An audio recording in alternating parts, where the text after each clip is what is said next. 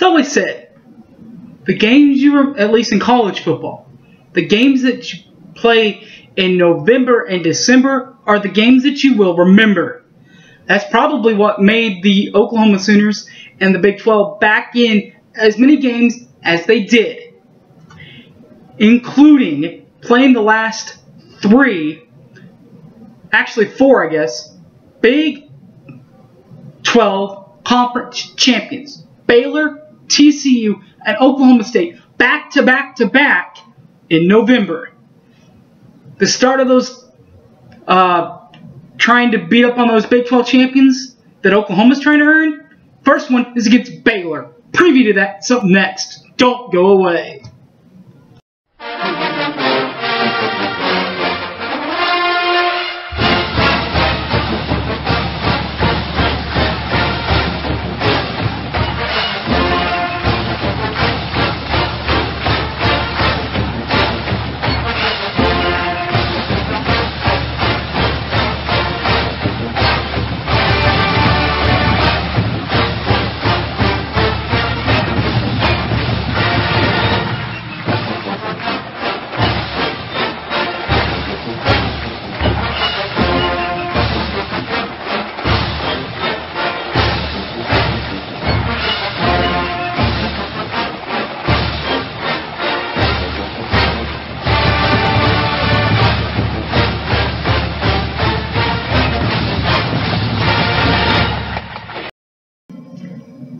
The last time Oklahoma beat this team, Sterling Shepard was a redshirt freshman and was playing a minimal role. Jalen Saunders was playing a power role. Justin Brown at Penn State was playing a big-time role. Landry Jones was playing in the air attack, and Blake Bell was running for 51 yards. I think he might still be running for that game-winning touchdown against the Baylor Bears. That's the last time Oklahoma beat the Baylor Bears. Ever since then, the series has been all Baylor all the time.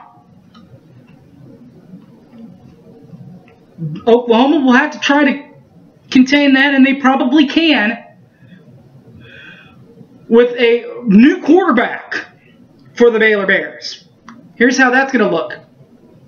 The Baylor Bears 2014 looked pretty good. They finished 11-2, 8-1 in the league, losing their bowl game 41-40 to Michigan State.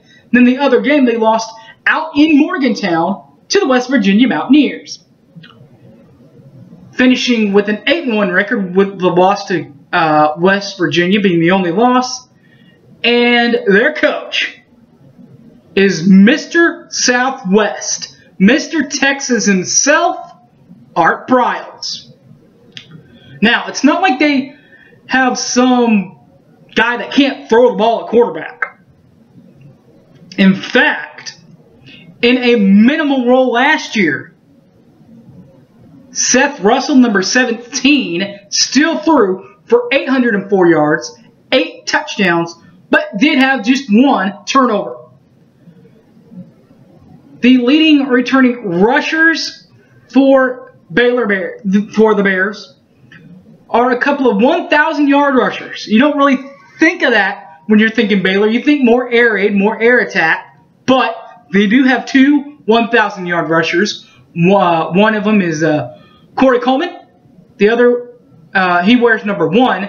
The other 1,000-yard rusher last year, number 9, Katie Cannon, is a 1,000-yard guy from last year for the Bears. Number 1, Kerry Coleman, he ran for 1,119 yards last year to go with 11 touchdowns in the end zone, rushing the ball, while Katie Cannon went for 1,030 yards in his own right with 8 touchdown passes. The leading returning receivers in the widespread offense, get this, guys, none of them are the 1,000-yard guys. But Viero Montgomery, number 8, and Alan Lazard, number 5, are good-looking players. The aforementioned number 8, Viero Montgomery, 44 receptions last year, 605 yards in the air, 2 touchdowns last year for the Bears. As Alan Lazard had 45 receptions last year to go with 593 yards and 3 touchdowns last year for the Bears. Those 2 guys are going to have to play with a new quarterback also. All 3 of those systems, all 3 quarterbacks and 2 receivers are all newcomers, or all new to the starting role. So you would think that Coleman and Cannon are going to get a majority of the play from the running back position. But don't think that Baylor can't throw the ball, because you know the art is going to think of something artistic to get the passing game going. And since that game that we were talking about earlier, where Blake Bell runs for at least 55 yards, he might still be running. Sorry, Baylor fans. Their defense has also really played well, stepped up their game. They were one of the worst teams in defense that year, with Blake Bell running in for the late touchdown. But they've picked it up defensively since that time 3 years ago. Helping them do that, number 11, Taylor Young on defense, as is number 28, Oreo Stewart there big time. Number 11, Taylor Young finished out with 92 tackles last year, 2 forced fumbles. Didn't recover any of those fumbles, but did have 1 interception. Orion Stewart had 82 tackles last year, 0 forced fumbles and 0 returned, or forced fumbles and fumbles recovered, but did have 4 interceptions last year for the mighty Baylor Bears. Their head coach is Art Briles. He spent his playing time from 74 to 77 at Houston. Has spent some time coaching. Spent majority of it in high school until head coach, at least, until 2003. Was an assistant on the Texas Tech staff early, but as far as the head coach, took over at Houston from 03 to 07. Took them to a couple bowl games. But in the 08 year, of course, took over at Baylor, brought Robert Griffin in, and since then he's been Mr. Baylor. He's been the Baylor Bears, bringing in quarterbacks to play in this league. Coaching staff, coaching record, 89 and 62, 589. Postseason record, 2-7 in bowls. In his 9 tries, 2 conference titles, back-to-back conference titles, in fact, 2013 and 2014. The bowl game for 2014 was the Cotton Bowl, where they lost a humdinger of a bowl game to the number 1 defense. So the number 1 offense goes up against the number 1 defense from last year, and somehow the number 1 defense, even by trailing by 21 points, their defense steps up.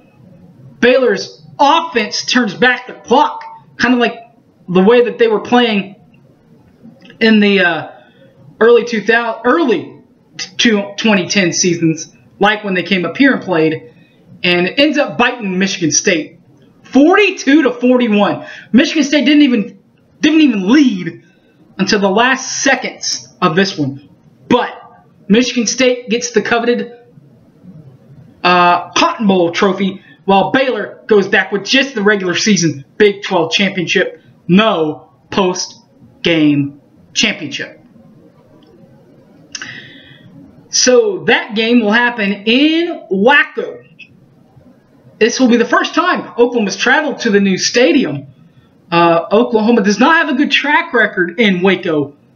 The last 2 times they've played, I guess 3 times now. They lost, or twice, I'm sorry.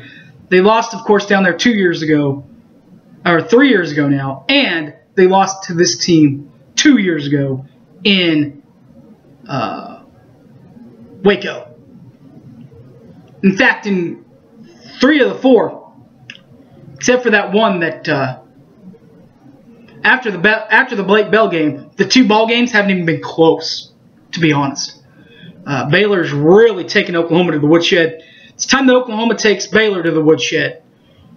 We'll find out if that can happen that weekend.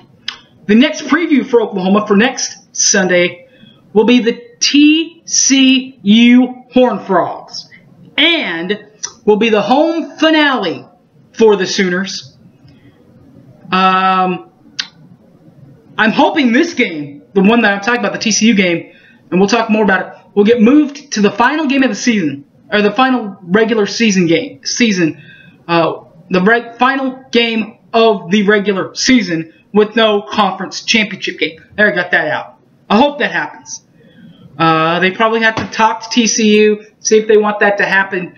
But I would feel more comfortable if either that or the OSU game was moved to the final week of college football. All right. But as far as this one's concerned, Baylor Bears, very high octane. You've got to be ready, game in and game out for this team. I think that Oklahoma will be ready. We'll find out how ready. For their first major test. Possibly the first team that could beat them. The first team that could hands down beat them. I think that they're better than Kansas State. And I know a lot of OU fans are kind of, well, they might lose that game because it's in Manhattan. They might do this.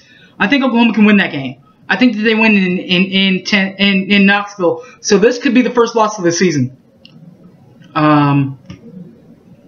If things don't get turned around in the series. But we'll find out. We'll find out about this team. Guys, thanks for watching. Follow me on Facebook, Harry James Taylor, or you can tweet me at SoonerFanOK. I do Periscope. That is also at SoonerFanOK. Guys, thanks for watching. We'll see you all next weekend for the TCU preview. Until then, guys, thanks a lot, and Boomer Sooner.